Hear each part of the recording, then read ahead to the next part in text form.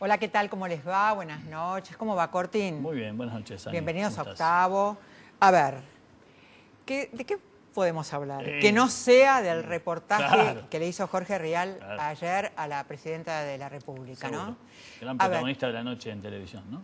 De la noche y va a ser de toda la semana. Probablemente, sí. Porque Sí, además hay una segunda parte el próximo fin de semana, ¿no? Pero me parece que da mucha tela para cortar, ¿no? Sí. Las cosas que me llamaron la atención, Cortín. Primero que era un show de seducción.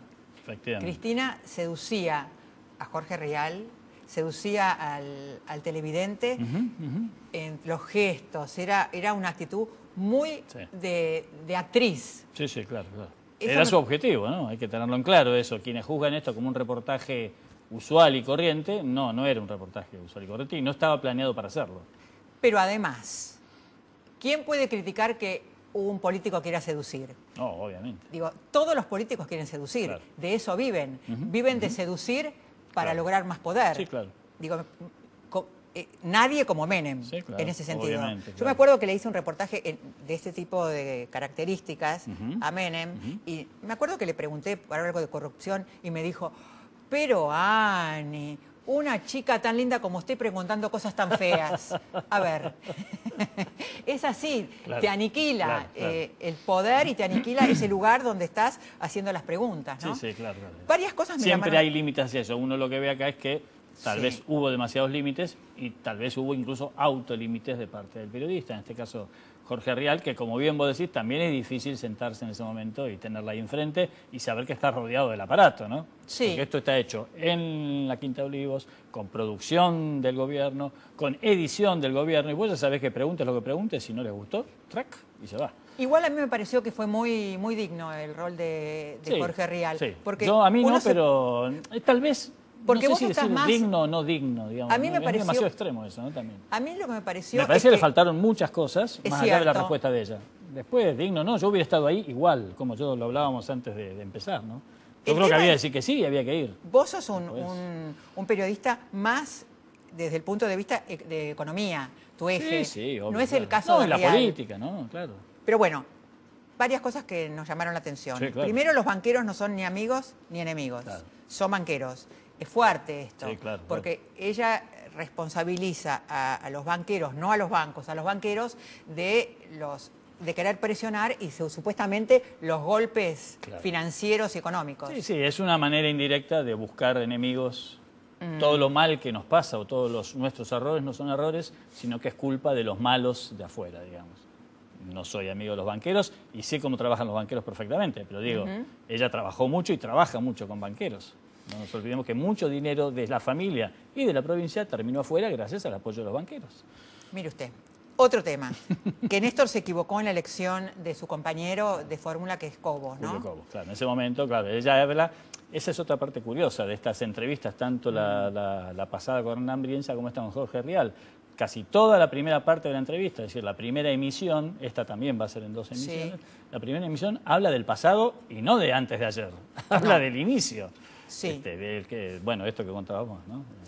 Otro tema que me pareció interesante y me pareció que es liberador para un sector y para Moyano especialmente. El último llamado, antes de la muerte, la última noche, antes de la muerte de Néstor Kirchner, no se peleó con nadie, dijo ella, desmintiendo que había hablado con Moyano y que había sido ese llamado que tenía que ver con el PJ y con toda la interna del PJ, que lo dejaba a Moyano en un lugar incómodo. Lo liberó de ese lugar incómodo a Moyano. No es el responsable de ese llamado y de esa situación poco grata. Convengamos que, al menos es verdad, ella lo quiso liberar. Digamos. Es una manera de decirle, esa cuenta no la tenés pendiente conmigo, ¿no? Pero no es poco. No, claro que no es poco, es muchísimo políticamente. Digo, otra cosa es creer efectivamente que no hubo ningún llamado. Pero sí, y el otro tema, Luis, es, ella dice que fue tan importante lo de Mariano Ferreira, que lo dijimos acá, fue un antes y un después.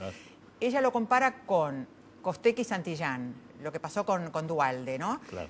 Que Costecchi y Santillán se pensaba que era un tema de inseguridad, que era un tema de sí, la... de bandas. de bandas de la... Y no, era un golpe contra Duhalde. Claro. Le costó, digamos, Duhalde se bajó de la presidencia, claro, y se bajó antes y dejó antes por Costecchi y Santillán. De alguna manera se puede interpretar que lo reivindica a Duhalde. Claro, claro. Él también fue víctima de un golpe. Digamos, exactamente. Como a lo mejor lo puedo ser yo. Bueno, que es lo que le asusta, los asustó a ellos en el episodio de Mariano Ferreira, ¿no? Que fue terrible. Fue terrible, obviamente, sí. Porque fue terrible por varias cosas. Porque además el sindicato que estaba acá, que fue responsable de la muerte, claro, de Mariano Ferreira, era progobierno. Claro, sí, la Unión Ferroviaria. La Unión Ferroviaria, claro. O sea que de hecho, José Pedraza está hoy en la cárcel por esa causa. Por eso. Y era lamentable verlo a José, claro, Pedraza. Claro. Lo defendía el ministro de Trabajo. O sea, la verdad que dejaba al descubierto toda esta interna sindical aliada al gobierno y a los tercerizados, que sí, nos permiten, absolutamente, ¿no? Absolutamente. Ahí hay una cosa, en ese episodio que ella recuerda, sí, una cosa muy rara de parte de ella, que es esto de atribuirle que el fotógrafo no era de Clarín, sino que era un freelance. Primero, no, claramente lo tengo que decir, no estaba solo el fotógrafo de Clarín, había un fotógrafo de La Nación también. Pero todos supimos, y bueno, no hace falta más que ir a los registros de personal de Clarín, que ese fotógrafo trabajaba en Clarín desde mucho antes, y además que decir que Pepe Mateos es un freelance como si fuera un chico sin experiencia que saca una foto de casualidad, es casi una falta de respeto, digamos, ¿no? Y otro tema en relación a eso, por más que sea freelance y por más que tengas relación de dependencia con cualquier medio, si el medio no te quiere publicar la foto, no te la publica. Claro. Hay una decisión editorial de publicar la nota. Obviamente, de hecho, porque si no, la cantidad de notas que habremos hecho que nunca salieron, a lo mejor, o que hay que corregirlas. Comentábamos, de hecho, que esa noche, casi diría, después de los episodios, hubo todo un debate, por lo que sabemos, en todos los diarios, pero por lo menos en los dos más grandes, porque claramente tenían mucho material fotográfico, sí, se publicaba hasta dónde, si iba en la tapa o no, después se decidió que fuera, por lo menos en el caso de La Nación, la foto fue adentro, y al día siguiente, sí, ya más ordenadamente, sí es una edición más pensada y con mucho despliegue. Pero sí, que en eso vos tenés toda la razón, Ani, es así. No importa claramente si eso no de a ver, mira cómo estable. Te hago. ¿Sabés qué montoncito? No. Si el diario no quiere, si claro, la editorial pero del pues diario... es raro que ella diga eso, ¿no?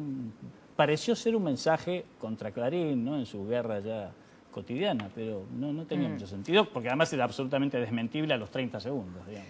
Menem era carismático, el primer Menem le resultaba carismático, eso es interesante también de contar, sí, claro. Y contar que Néstor que ella estaba con Menem. Que ella estaba con Menem y Néstor estaba Cafiero. Con Cafiero. La famosa interna del 88, ¿no? Digo, esto para que... Sí, sobre todo porque estaba toda la renovación, lo que se llamaba la cafieradora, estaba con Cafiero y era, digamos, lo más moderno. Seguro. Que perdió. Sí, sí, claro. Pero es interesante porque ella dice, hizo de lo orgánico un culto. El peronismo hace del orgánico un culto. Claro. Y yo creo que ahora también hay una parte, un sector, que hace de lo orgánico un culto. También, vos decís un sector del kirchnerismo. Un sector del kirchnerismo hace del orgánico un culto. Claro. No hay necesidad. Ya no hay necesidad de hacer un culto del orgánico. Se pueden debatir las ideas. No es como cuando llegaban los cassettes de Perón y las órdenes de Perón de España. Ya está. Estamos un poco más grandes. Ya que vamos a discutir el pasado. Ya está. Discutámoslo en serio. Podemos hacer una autocrítica. ¿Vamos a hablar de plata? Vamos a hablar 2 minutos de plata porque después con nuestro invitado claramente vamos a hablar mucho de plata y también algo de política, digamos. Claramente la noticia, al menos hasta ahora de la semana, ayer sorprende el director de la FIP, el director general de la FIP, diciéndole a un periodista que lo encontró casualmente en el Aeroparque, lo del encuentro casual es efectivamente así, me consta, como decíamos antes, lo que él quiere declarar o no declarar es claramente una acción política.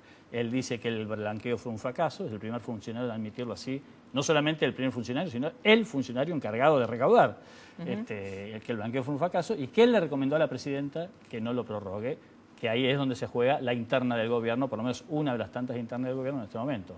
Ricardo Echegaray, como él mismo lo dijo, le recomienda a la presidenta que no lo prorrogue. Guillermo Moreno está haciendo todo lo posible para que la presidenta prorrogue por 90 días más el blanqueo.